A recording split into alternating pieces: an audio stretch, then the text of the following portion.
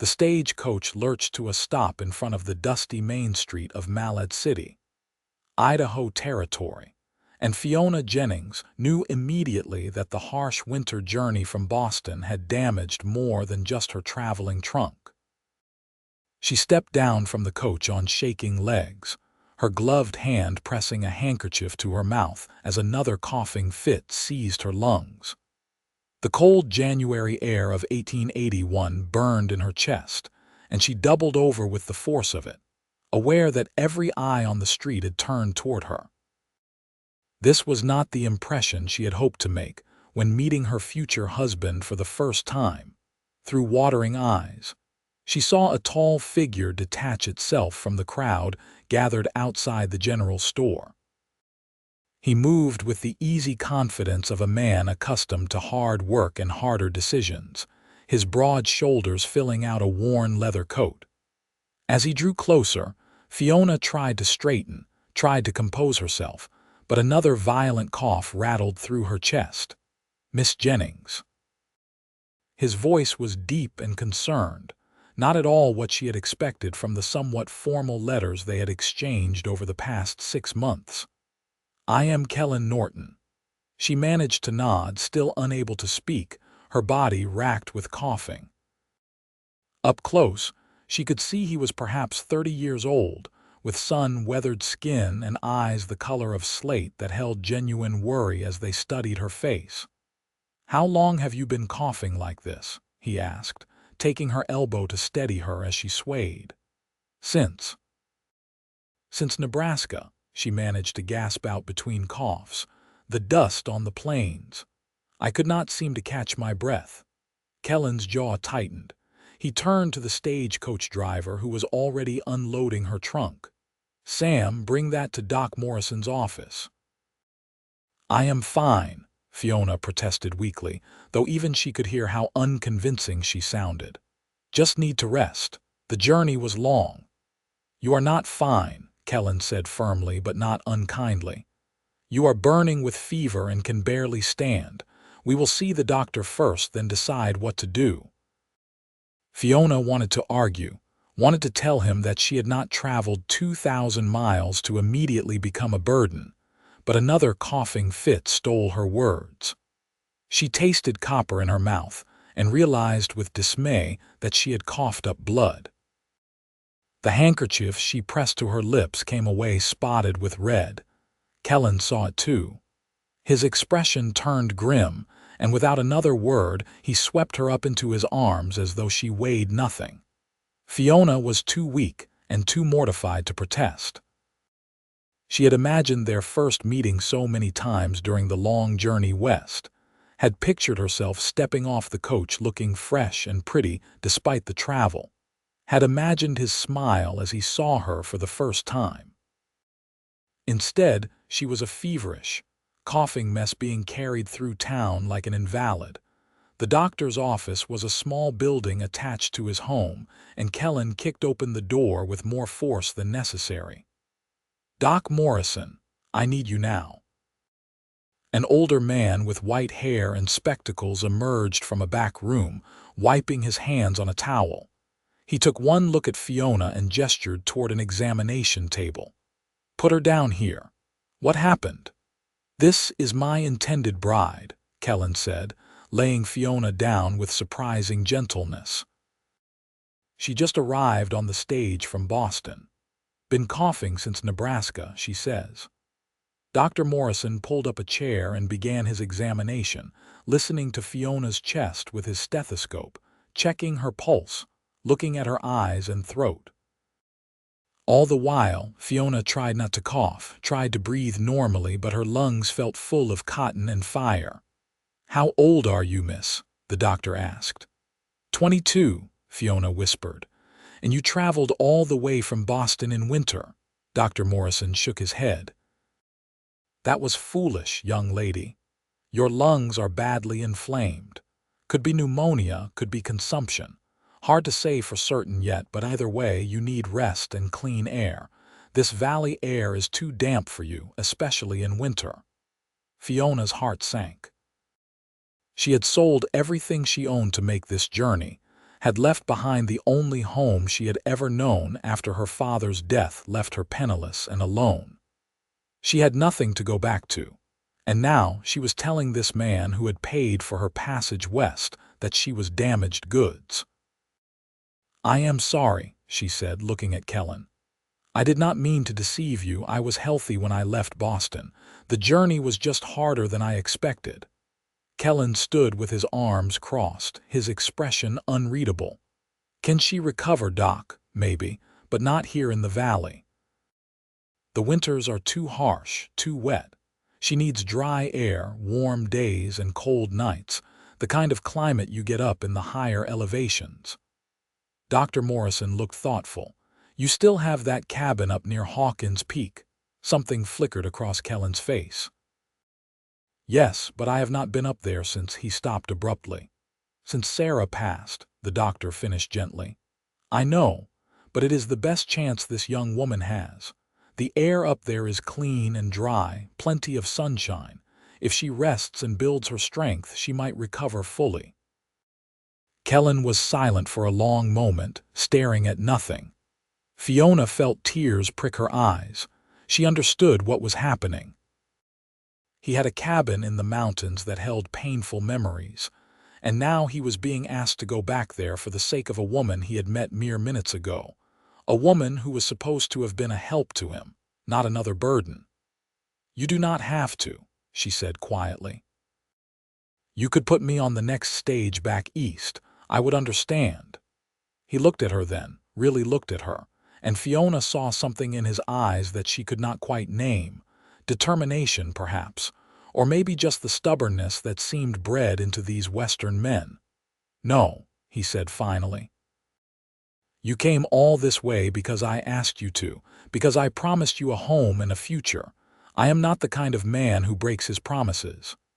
He turned to the doctor. "What does she need?" Dr. Morrison began listing supplies: medicines, tonics, nourishing broths, warm blankets.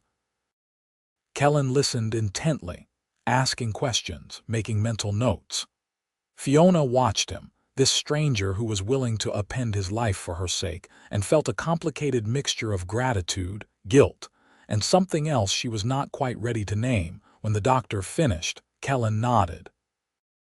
"I will get everything on the list. How soon can she travel? Give her tonight to rest here. I will keep her comfortable. You can head up to the mountain cabin tomorrow if the weather holds." Kellan agreed and turned back to Fiona. "I will be back in the morning. Try to rest." "Mr. Norton," she called out as he headed for the door. He paused, looking back. "Thank you for not sending me away." His expression softened slightly. "Call me Kellan, and you are welcome, Fiona." After he left, Dr. Morrison helped Fiona into a clean nightgown and gave her a bitter-tasting tonic that eased her cough enough to let her sleep. As she drifted off, she wondered what kind of man Kellan Norton truly was, and what memories haunted that mountain cabin he had not visited since someone named Sarah had died. She woke several times during the night, coughing and feverish, but each time the doctor was there with water and medicine. By morning, she felt marginally better, though still weak as a newborn kitten. Kellan arrived just after dawn with a wagon loaded with supplies. "The weather is clear," he said. "If we leave now, we can make it to the cabin before dark." Dr. Morrison helped Fiona into the warmest clothes from her trunk, then wrapped her in several blankets. "Remember, plenty of rest, fresh air, and good food. And Kellan, no letting her overexert herself. She needs time to heal." "I understand, Doc." Kellan carried her out to the wagon, where he had prepared a sort of nest among the supplies, with soft blankets and pillows to cushion the journey. He lifted her in carefully, then climbed up to the driver's seat and clicked to the horses. As they rolled out of Malad City, Fiona watched the small town disappear behind them. The morning sun was bright and cold, making the frost on the sagebrush sparkle like diamonds. Despite her illness, she could not help but admire the stark beauty of this western landscape, so different from the crowded streets of Boston. "Tell me about the cabin," she said, her voice still rough from coughing. Kellan was quiet for a moment, his hands steady on the reins. "It is small but sturdy. 2 rooms, a good fireplace, a well nearby, beautiful view of the valley below. My father built it years ago as a summer range cabin for when we had cattle grazing in the high meadows." "And Sarah?" Fiona asked gently. The doctor mentioned her. His shoulders tensed. "My wife. We were married for 2 years before she caught scarlet fever 3 winters ago. I brought her up to the cabin thinking the clean air would help her, like the doc suggested for you. But it was too late. She died up there." His voice was carefully neutral, but Fiona could hear the pain underneath. "I am so sorry," she said. "This must be difficult for you." "Life is difficult," Kellan replied. "We do what needs to be done regardless." They rode in silence for a while as the wagon climbed steadily upward, leaving the valley floor behind. The road was rough, little more than a track really, winding through stands of pine and aspen. The air grew noticeably drier and cleaner with each mile, and Fiona found it easier to breathe despite the jolting of the wagon. "Why did you write to the matrimonial agency?" she asked eventually. She had wondered about this during the long journey west. His letters had been respectful but brief, telling her about his ranch and his life but revealing little of himself. "Loneliness, I suppose," Kellan said. 3 years is a long time to live alone. The ranch is doing well enough, but a house is not a home without someone to share it with. And I am not getting any younger. Figured it was time to try again." He glanced back at her. "What about you? A young woman from a good Boston family does not usually answer an advertisement from a rancher in Idaho Territory." Fiona pulled the blankets tighter around herself. "My father died last year. He had been a professor at the university, but when he passed, I discovered he had debts I knew nothing about. Everything had to be sold to pay them. I had no family, no prospects, and no wish to become a governess or a seamstress working 16 hours a day for pennies." She paused. "Your letters made you sound like a good man, honest, hardworking. That seemed like enough reason to take a chance." "And now," Kellan asked, "now that you have met me and find yourself ill and being hauled up a mountain?" "Now I think I was right about you being a good man," Fiona said. "Not many would have done what you are doing." "Most men would have put you back on that stage," Kellan admitted. "But I keep thinking about Sarah, how I could not save her. Maybe if I help you get well, it will balance the scales somehow." He shook his head. "That probably does not make much sense." "It makes perfect sense," Fiona said softly. They stopped at midday to rest the horses and eat the lunch Dr. Morrison had packed. Kellan helped Fiona down from the wagon, supporting her as she walked a few steps to stretch her legs. She was breathless from just that small effort, frustrated by her body's weakness. "Easy," Kellan said. "You heard the doctor. Rest and time." "I hate being helpless," Fiona said. "I have always taken care of myself." "Then we have that in common," Kellan replied. "I have been on my own since I was 16. Learning to accept help is hard, but sometimes it is necessary." As they continued up the mountain, the landscape changed dramatically. The sparse sagebrush gave way to thick forests of pine and fir. Snow lay in patches on the shaded north slopes, but the southern exposures were clear and dry. The air was so crisp and clean it almost hurt to breathe, but in a good way, not like the thick congestion that had plagued Fiona in the valley. By late afternoon, they emerged into a high meadow, and Fiona caught her first glimpse of the cabin. It sat on a slight rise, built of sturdy logs with a stone chimney. Behind it, the mountains rose in stark majesty, their peaks still heavy with winter snow. But here in the meadow, the sun was warm despite the January cold and the air was bone dry. "It is beautiful," Fiona breathed. Kellan seemed surprised by her reaction. It is isolated. The nearest neighbor is 15 miles away. Some women find that lonely. I suspect I will be too busy trying to breathe to worry about loneliness, Fiona said with a weak smile. He smiled back, the first real smile she had seen from him, and it transformed his serious face. For a moment, she saw the younger man he must have been before grief had carved lines around his eyes and mouth. Kellan stopped the wagon in front of the cabin and jumped down. "Wait here while I check inside. It has been empty for 3 years." He was gone for several minutes, and Fiona could hear him moving around inside, opening windows, sweeping floors. When he emerged, he looked more settled, as though entering the cabin had not been as difficult as he had feared.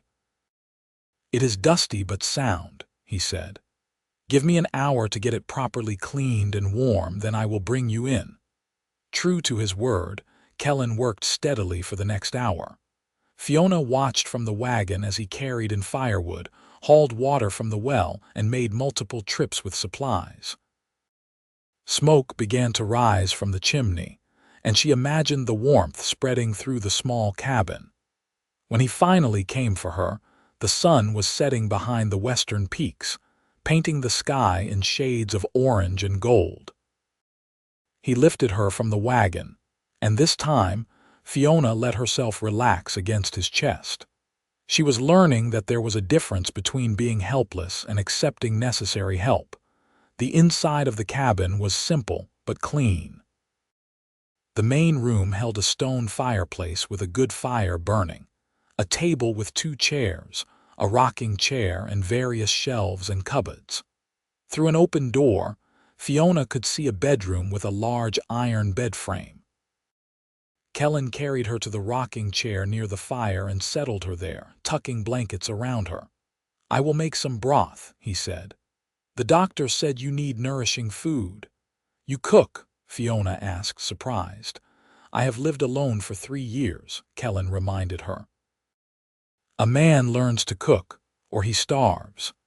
Fiona watched as he moved competently around the small kitchen area, preparing a simple but hearty beef broth with vegetables. The domesticity of it was oddly touching. This was not how she had imagined her first day as a bride, but there was something comforting about sitting by the fire while Kellan cooked, something that felt almost like home.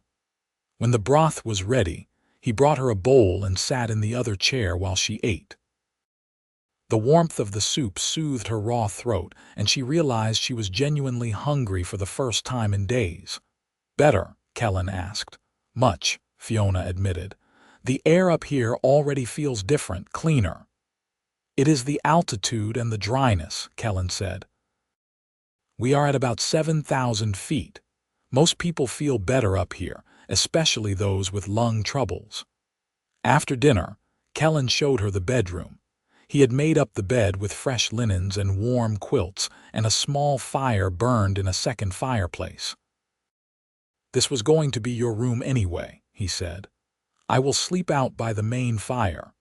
"Kellan, this is your cabin. I cannot take your bed. You are sick and you need proper rest," he said firmly. "Besides, I have been sleeping in bunkhouses and under the stars most of my life. A bedroll by the fire is luxury compared to that." Fiona was too tired to argue. Kellan helped her change into her nightgown, turning his back to give her privacy, then tucked her into the bed. The mattress was stuffed with something soft and fragrant, pine needles maybe, and the quilts were heavy and warm. "If you need anything during the night, just call out," Kellan said from the doorway. "I am a light sleeper." "Thank you," Fiona said, "for everything." He nodded and closed the door partway, leaving it open just enough that he would hear if she called. Fiona lay in the darkness, listening to him moving around in the other room, and felt tears slip down her cheeks. She was not sure if she was crying from exhaustion, relief, or the strange kindness of this man who had taken on the burden of a sick stranger without complaint. The days that followed fell into a gentle rhythm. Fiona slept late each morning, waking to find Kellan already up and working. He brought her breakfast in bed each day, simple fare but well prepared, along with the medicines Dr. Morrison had prescribed. Then he would help her to the rocking chair by the fire, where she would sit wrapped in blankets while he went about the work of maintaining the cabin and caring for the horses. Her coughing began to ease almost immediately. The dry mountain air was like a tonic to her damaged lungs. She could breathe more deeply without triggering fits, and the constant burning in her chest began to fade. The fever broke after 3 days, leaving her weak but clear-headed. As her health improved, Fiona began to truly observe her unexpected husband. Kellan was a man of few words but many actions. He worked from dawn to dusk with quiet competence, chopping wood, hauling water, checking on the horses, hunting for fresh meat. In the evenings, he would sit by the fire and work on various tasks, mending tack, sharpening tools, or simply whittling pieces of wood into useful objects. He was patient with her weakness, helping her walk a bit farther each day as she rebuilt her strength. He never complained about the extra work her presence created, never made her feel like a burden despite the circumstances. And slowly, carefully, they began to talk. Fiona learned that Kellan had grown up on a ranch in Wyoming Territory, the youngest of 4 brothers.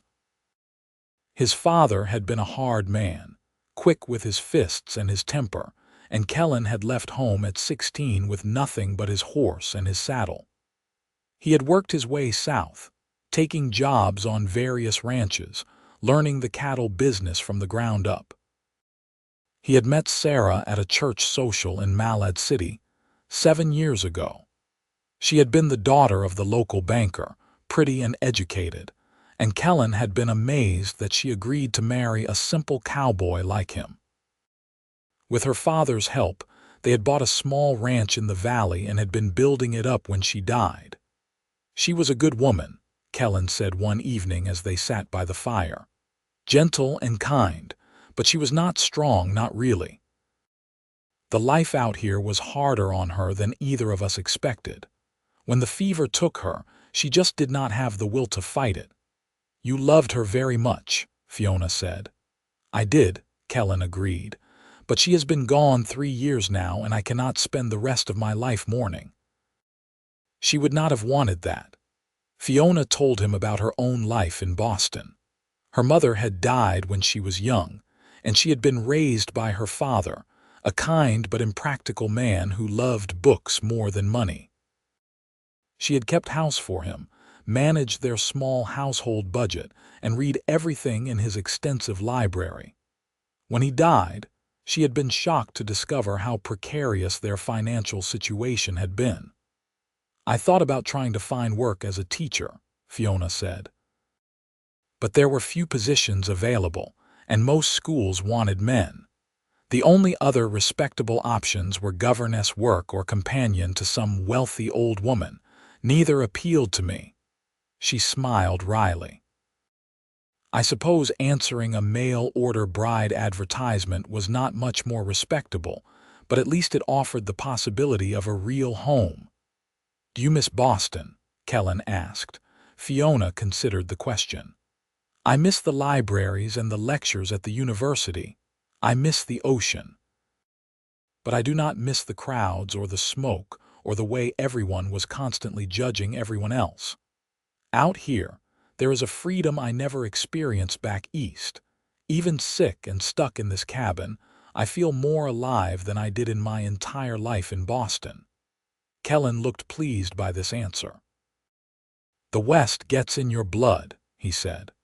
Once it does, you can never really be happy anywhere else. As the second week in the cabin began, Fiona was well enough to help with some of the lighter chores. She insisted on making the meals, and Kellan was clearly relieved to turn that task over to her.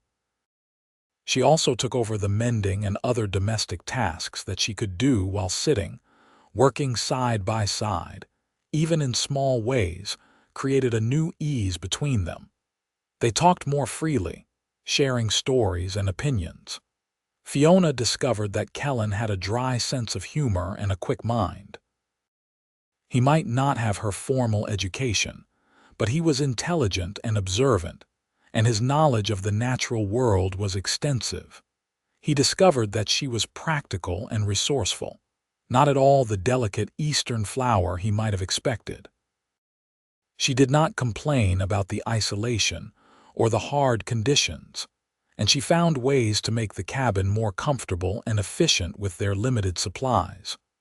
One afternoon in the third week, Fiona asked if she might walk outside for a bit. The weather was clear and surprisingly warm for late January, and she felt strong enough for a short walk. Kellan agreed but insisted on accompanying her. They walked slowly across the meadow, Fiona leaning on his arm. The snow had melted in most places, revealing brown grass and patches of earth. The air was so clean and sharp it almost sparkled. "I can see why your father chose this spot," Fiona said, looking around. "It is like being on top of the world." "In summer, this meadow is full of wildflowers," Kellan said. "Purple lupine, Indian paintbrush, yellow balsam root. And the aspen groves turn gold in autumn. It is beautiful year-round, but summer is special." "Will we stay here through summer?" Fiona asked. Kellan glanced at her. "Would you want to?" "I think so," Fiona said. "If you can manage the ranch from here, I feel healthy here, strong. I am not sure I want to go back down to the valley." "The ranch mostly runs itself these days," Kellan said. "I have a good foreman, Jack Cooper, who handles the day-to-day operations. I only need to go down every few weeks to check on things and make decisions." He paused. "If you are happy here, we can stay as long as you like." They walked a bit farther, and Fiona realized with wonder that she was not out of breath. Her lungs felt clear for the first time since leaving Nebraska. The improvement was dramatic and undeniable. "It is working," she said. "The mountain air. I can feel the difference every day."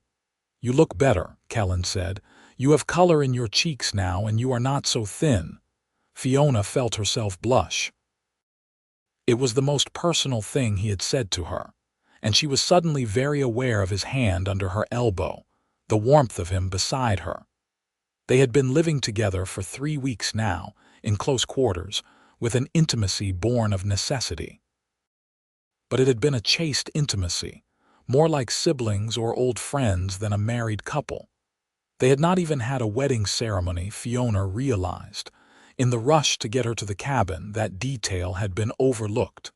"Kellan," she said hesitantly, "we are not actually married, are we?" "I mean, legally." He stopped walking and turned to face her. "No," he said, "I suppose we are not. There has not exactly been a good time to address that." "I do not mind," Fiona said quickly. "Under the circumstances, a legal ceremony seemed less important than my health. But eventually, we should probably make it official."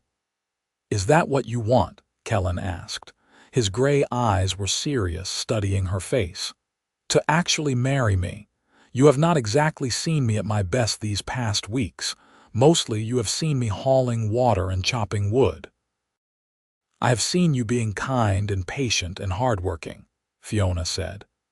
"I have seen you sacrifice your own comfort for mine without complaint. I have seen you return to a place full of painful memories because it was what I needed. Those seem like excellent qualities in a husband." Something shifted in Kellan's expression, a warmth entering his eyes that had not been there before. "I have seen you face illness and hardship without self-pity," he said. "I have seen you adapt to difficult circumstances with grace. I have seen you try to make a home in a rough cabin on a lonely mountain. Those seem like excellent qualities in a wife." They stood there in the high meadow, the January sun warm on their faces, and Fiona felt something fundamental change between them. They were no longer just two strangers thrown together by circumstance. They were two people choosing each other, deliberately and with full knowledge of what that choice meant. "Then we should get married properly," Fiona said. When I am strong enough to travel down to town. When you are strong enough, Kellan agreed. But Fiona, you should know something. I care about you. These past weeks, getting to know you, seeing your strength and your kindness, it has made me realize that I want this marriage to be real. Not just a practical arrangement, but a true partnership. Fiona's heart beat faster.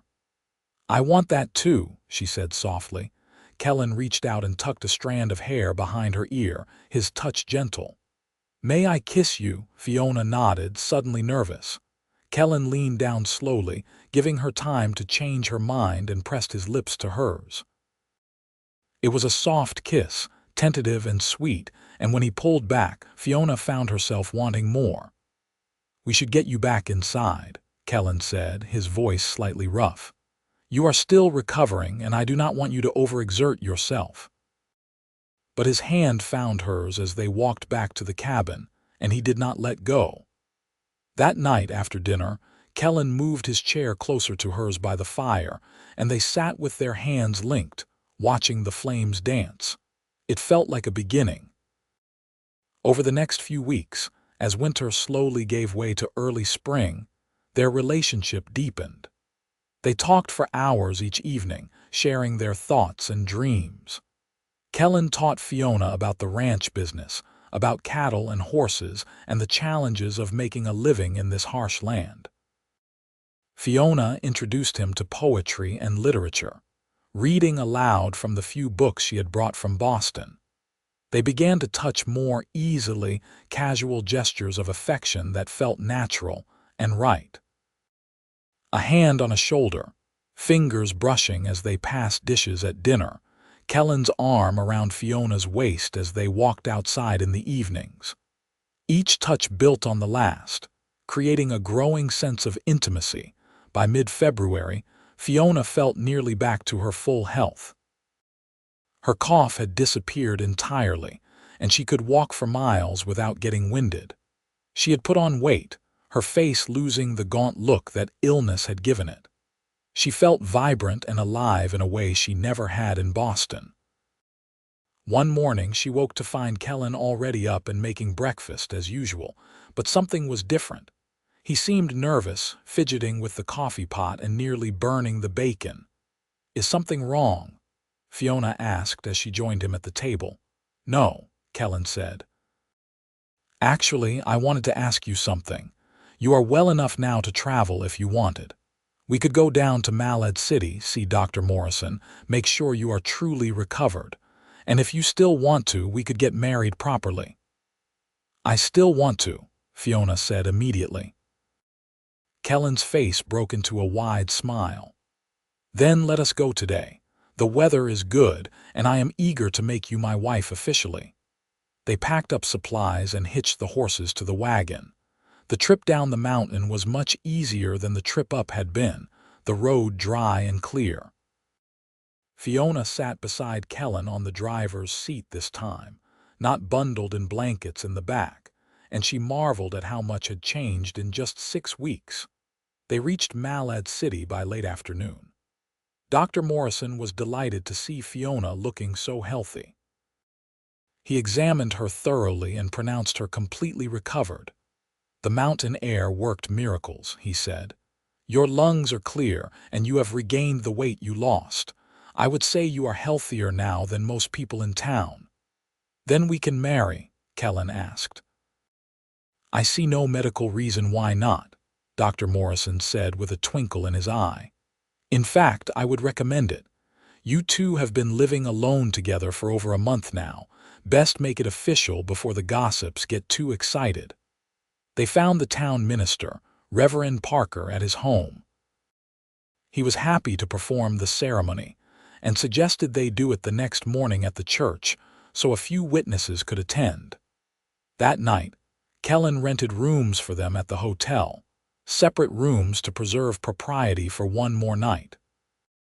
Fiona used the time to wash thoroughly and fix her hair properly for the first time in weeks. She had one good dress in her trunk, a blue silk that she had saved for special occasions. It would serve as her wedding dress. The next morning dawned clear and cold. Fiona dressed carefully, her hands trembling slightly as she fastened the buttons on her dress. This was really happening. She was marrying a man she had known for only 6 weeks in a town 2,000 miles from where she was born. It should have felt terrifying, but instead, she felt only anticipation and a deep sense of rightness. Kellan was waiting for her at the church, wearing his best clothes and looking nervous. When he saw her walk down the aisle, his whole face lit up, and Fiona knew she was making the right choice. The ceremony was simple but heartfelt. Dr. Morrison stood up as Kellan's witness, and the doctor's wife stood for Fiona. They spoke the traditional vows, promising to love and honor each other for the rest of their lives. When Reverend Parker pronounced them husband and wife, Kellan kissed her with a tenderness that made Fiona's eyes well with tears. After the ceremony, several townspeople who had heard about the wedding offered their congratulations. Fiona met Kellan's foreman, Jack Cooper, a weathered man in his 50s with kind eyes. She also met the storekeeper's wife, who insisted on giving them a beautiful quilt as a wedding present. "For cold mountain nights," she said with a knowing smile. They had dinner at the hotel restaurant, a celebratory meal of steak and potatoes, and Kellan held her hand across the table. "Happy?" he asked. "Very," Fiona said. "Are you?" "Happier than I have been in a long time," Kellan admitted. "I did not think I would feel this way again after Sarah died." "But you are different from her, Fiona. You are stronger in your own way. Being with you feels like a new beginning, not a shadow of the past." That night, they shared a room for the first time as a married couple. Kellan was gentle and patient, and if there was some awkwardness in their first joining, there was also tenderness and growing passion. Afterward, Fiona lay in Kellan's arms, feeling safe and cherished, and knew that she had found something rare and precious. They spent a few days in town, taking care of business. Kellan visited his ranch and introduced Fiona to the hands who worked there. The ranch was larger than Fiona had expected, with several hundred head of cattle and a good-sized herd of horses. The house was a solid structure, well built but somewhat bare and masculine inside. "We will make it a real home eventually," Kellan promised. "But I want to spend the spring and summer at the cabin if you are still agreeable. The high country is special that time of year, and I want to share it with you." Fiona agreed readily. The cabin had become her home in a way the ranch house never could be. It was where she had healed, where she had fallen in love with her husband, where they had built the foundation of their marriage. They returned to the mountain in late February, bringing additional supplies and some furniture to make the cabin more comfortable. Kellan also brought books he had ordered from the store, knowing how much Fiona loved to read. As the weeks passed and winter slowly released its grip on the high country, Fiona watched the land transform. The snow melted from all but the highest peaks. The frozen streams began to flow again, rushing and tumbling over rocks. And just as Kellan had promised, the meadow began to fill with wildflowers, a riot of color against the brown grass. Fiona spent her days making the cabin truly theirs. She sewed curtains from fabric Kellan brought from town, planted a small garden near the well, and organized the supplies to make cooking more efficient. In the afternoons, she would walk through the meadows and forests, learning the land, growing stronger with each passing day. Kellan worked on improving the cabin and surrounding area. He built a proper chicken coop and brought up several hens so they could have fresh eggs. He enlarged the corral for the horses and cut firewood for the coming winter. In the evenings, he would come in tired but satisfied, and they would have dinner together, talking about their days. Their physical relationship deepened as well. The initial awkwardness gave way to growing confidence and pleasure. They learned each other's bodies, what brought joy and satisfaction. Kellan was a considerate lover, always making sure Fiona was satisfied before taking his own pleasure. And Fiona discovered that she was passionate in ways she had never imagined, that the desire that flared between them was something to be celebrated, not hidden. One evening in late April, as they lay tangled together in their bed, Kellan traced patterns on Fiona's bare shoulder. "I never thought I could be this happy again," he said. "After Sarah died, I thought that part of my life was over, that I would spend the rest of my days just existing, not really living." "I know what you mean," Fiona said. "After my father died, I felt like my life had ended too. Like I was just going through the motions, waiting for something to happen. Coming west felt like a last desperate gamble." "I am glad you took that gamble," Kellan said. "I am glad you answered my advertisement, even if the journey made you sick, because it brought you to me." "Do you think Sarah would approve?" Fiona asked. "Of us, I mean. I do not want you to feel like you are betraying her memory." Kellan was quiet for a moment. "Sarah wanted me to be happy," he said finally. "Before she died, she made me promise I would not spend my life alone. She said I had too much love in me to waste it on grief. I think she would like you, Fiona. I think she would be glad I found someone strong enough to build a life with in this hard country." Fiona kissed him, deeply and thoroughly, trying to convey without words how much his answer meant to her. They made love again, slowly and sweetly, and afterward fell asleep in each other's arms as the fire burned low. They brought warm days and cool nights, perfect growing weather. Fiona's garden flourished, providing fresh vegetables to supplement their diet of meat and beans. The chickens laid reliably, and Kellan managed to shoot a deer, which they butchered and preserved. They were becoming self-sufficient, a unit that functioned smoothly together. Kellan had to go down to the ranch a few times to handle business, and Fiona went with him. She was slowly getting to know the men who worked for them, and they were accepting her as Kellan's wife. Jack Cooper, in particular, seemed pleased that his boss had found happiness again. "He is different now," Jack told Fiona one afternoon while Kellan was meeting with a cattle buyer. "Lighter somehow. Sarah's death hit him hard, made him close himself off, but you have brought him back to life." "He has done the same for me," Fiona said. "I was lost when I came here. He gave me a reason to fight, to get well, to build a life." By June, Fiona was certain she was pregnant. Her monthly courses had not come for 2 months, and she felt a familiar nausea in the mornings that she remembered her married friends in Boston describing. She was nervous about telling Kellan, unsure how he would react. They had been married only 4 months, and she knew his first wife had never conceived. She chose to tell him one evening as they sat on the porch he had built on the front of the cabin. The sun was setting behind the western peaks, painting the sky in shades of orange and pink. Kellan had his arm around her shoulders, and they were watching a small herd of elk grazing in the meadow below. "Kellan," Fiona said, "I have something to tell you." He turned to look at her, his expression curious. "What is it?" "I am fairly certain I am with child," she said. "The signs are all there, though I suppose I should see Dr. Morrison to be sure." Kellan stared at her for a moment, then his face broke into the biggest smile she had ever seen. He let out a whoop of joy and swept her up into his arms, spinning her around. "Careful," Fiona protested, laughing. "You will make me dizzy."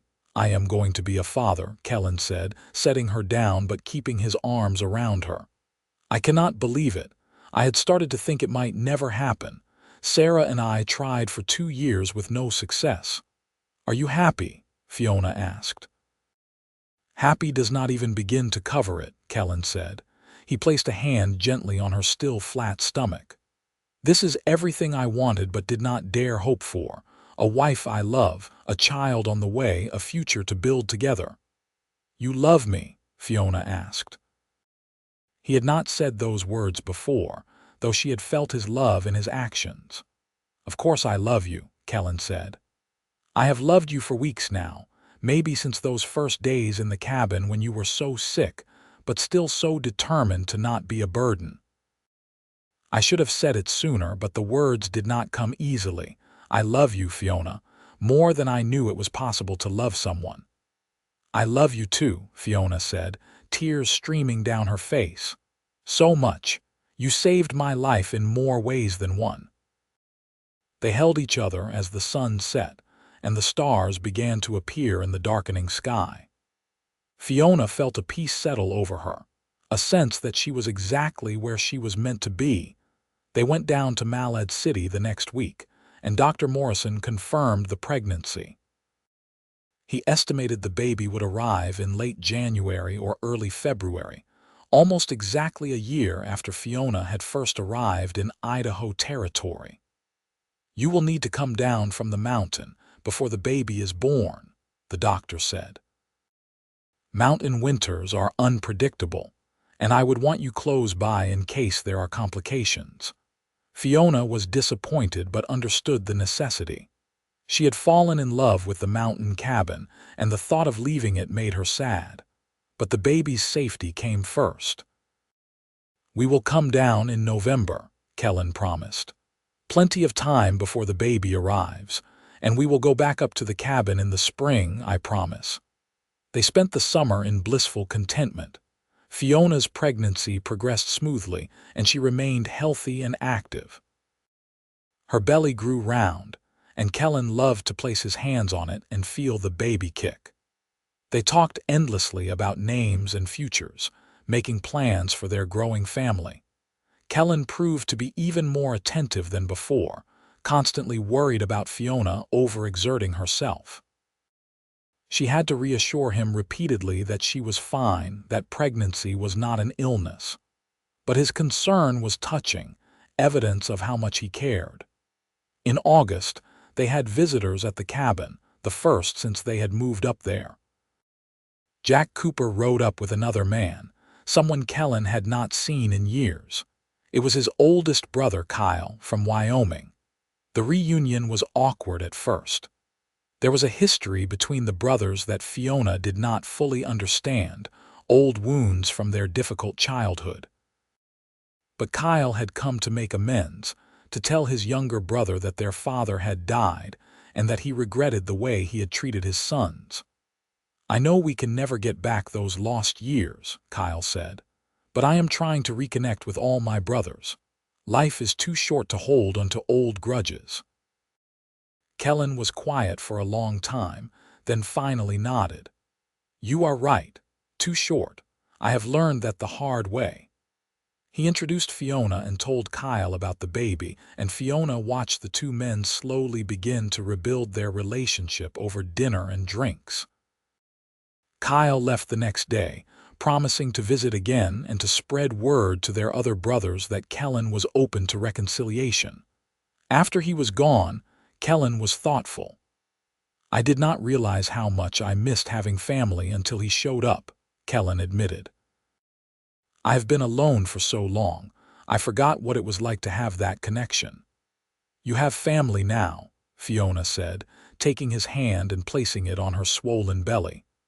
We are your family, and maybe someday we will have a whole house full of children and grandchildren. That sounds perfect, Kellan said, pulling her close. As summer gave way to autumn, the mountains put on a spectacular show. The aspen groves turned brilliant gold, and the meadows were painted in shades of rust and amber. Fiona had never seen anything so beautiful. She spent hours walking through the forests, committing every detail to memory so she could hold on to it during the long months they would be away. In early November, they reluctantly closed up the cabin and returned to the ranch house in the valley. Kellan had arranged for a woman from town, Mrs. Anderson, to come and help with the housework and to be there when the baby arrived. Fiona appreciated the help, though she found it strange to have someone else in their home after so many months of just the two of them. The baby was due in late January, but Fiona went into labor on February 3rd, just after midnight. Kellan rode to town through the cold darkness to fetch Dr. Morrison, nearly killing his horse in his haste. By the time they returned, Fiona was well into labor, attended by Mrs. Anderson and the foreman's wife. The labor was long and difficult, lasting through the day and into the next night. There were moments when Fiona thought she could not bear the pain, when she was certain something was going wrong. But Kellan stayed by her side the entire time, holding her hand, murmuring encouragement, being her anchor in the storm. Finally, in the early hours of February 4th, 1882, their son was born. He came into the world squalling and red-faced, perfectly healthy and strong. Dr. Morrison placed him in Fiona's arms, and she looked down at his tiny face with wonder. "He is beautiful," she whispered. "He is perfect," Kellan said, his voice thick with emotion.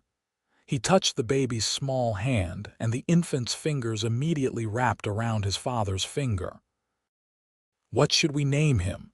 They had discussed names endlessly but had never quite settled on one. Now, looking at her son, Fiona knew. "Thomas," she said. "After my father, Thomas Norton." "Thomas," Kellan repeated. "I like it. Welcome to the world, Thomas." The first weeks with a newborn were exhausting but magical. Fiona was amazed by how much love she felt for this tiny person, how her heart seemed to expand to hold new depths of emotion. Kellan was a devoted father, walking the floor with Thomas when he cried at night, changing diapers without complaint, staring at his son with wonder. They stayed at the ranch through the late winter and early spring, giving Fiona time to recover and Thomas time to grow stronger. But as the weather warmed and the snow began to melt, both Fiona and Kellan felt the pull of the mountains. "Can we go back?" Fiona asked one evening in April. "I know it is more work with the baby, but I miss the cabin. I miss our life there." "I was hoping you would say that," Kellan said. "I miss it too. Let us go back to our mountain." They returned to the cabin in late April when Thomas was 2.5 months old. The journey was slower with an infant, requiring more stops and more supplies, but it felt like coming home when they finally reached the high meadow. The cabin was just as they had left it, cold and dusty but sound. Kellan quickly got a fire going while Fiona settled Thomas in the cradle Kellan had built during the winter.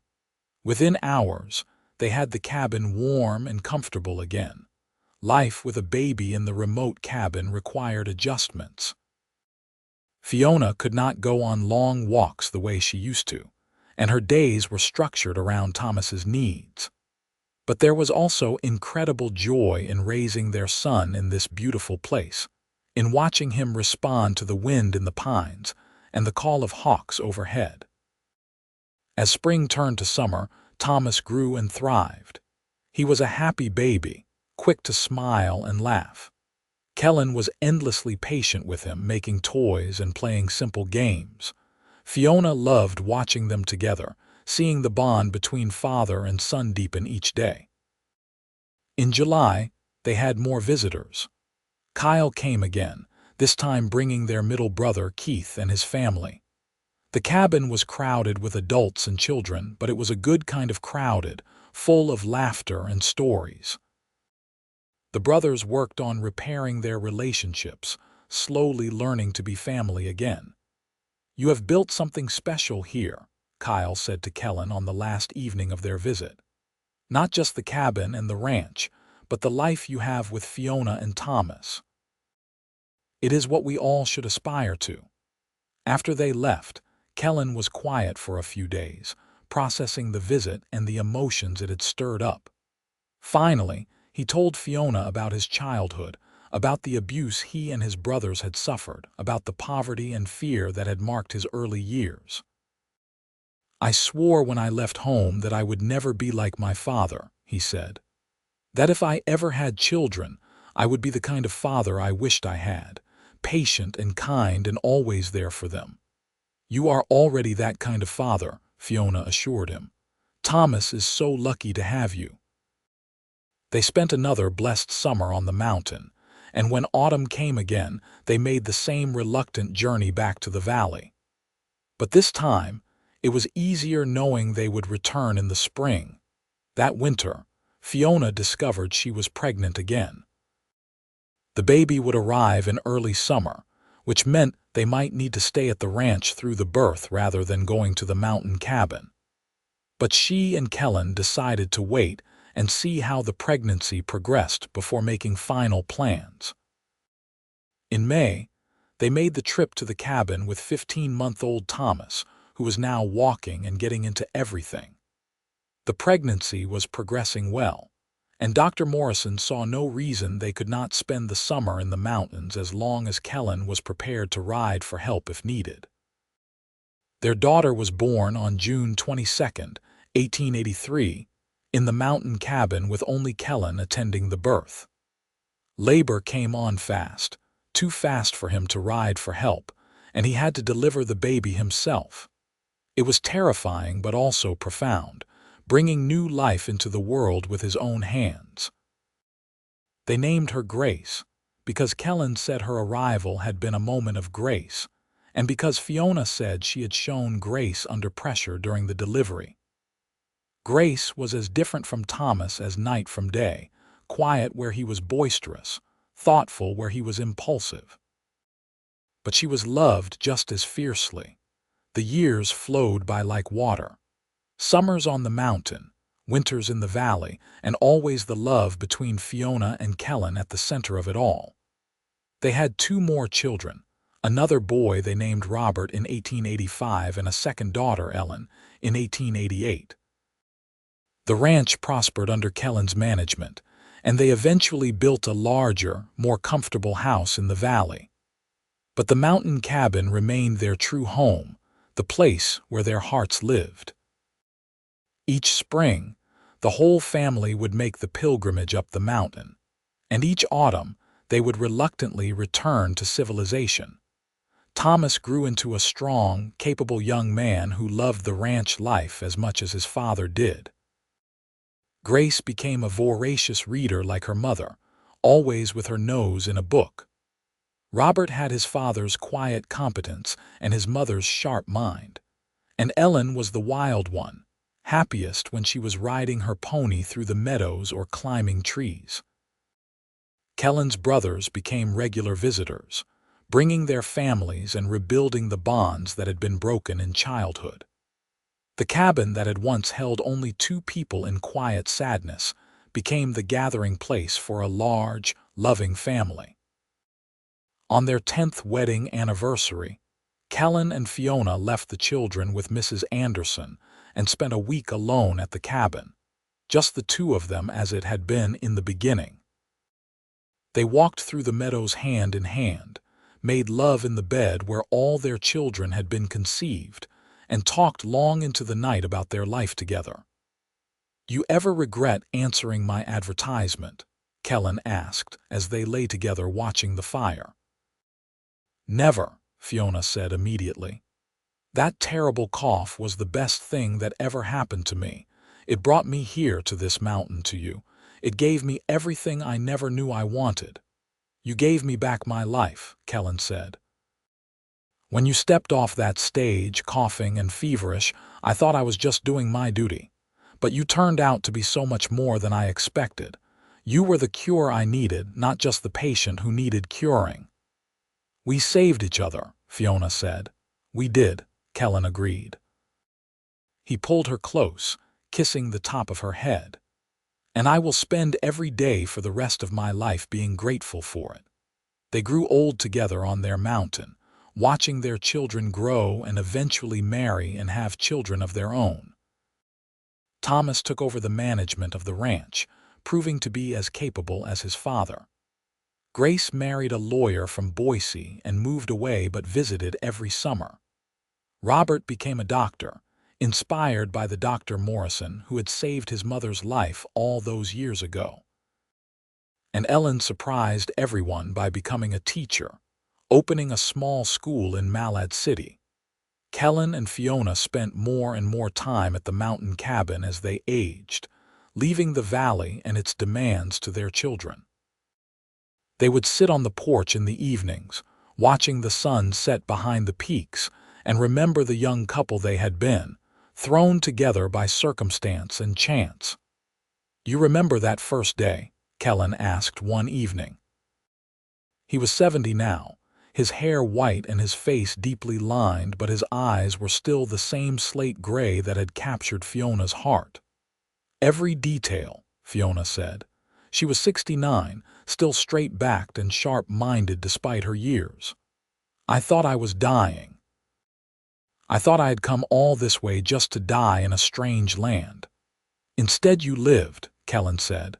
"We lived. We built a whole beautiful life together." "The best life I could have imagined," Fiona agreed.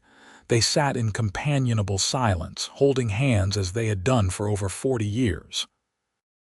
The meadow spread out before them, gold with autumn aspens, and in the distance they could hear their grandchildren playing near the creek.